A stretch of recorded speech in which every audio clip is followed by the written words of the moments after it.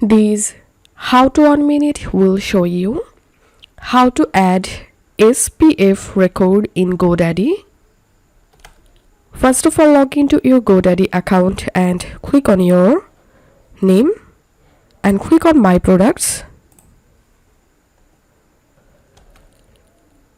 Under Domains, you have to click on DNS next to the domain where you want to add a new record.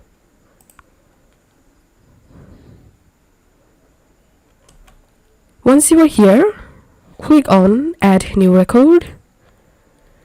Click on this Type drop down and select TXT. Now enter the details for your new SPF record. In the name field, enter the host name or prefix of the record without the domain name. In the value field, enter your value. Click on this TLL, click on TTL and select any of them and click on save. And that's how we can add a new SPF record in Godaddy. If you find this video helpful, don't forget to subscribe. How to 1 minute. See you in the next video.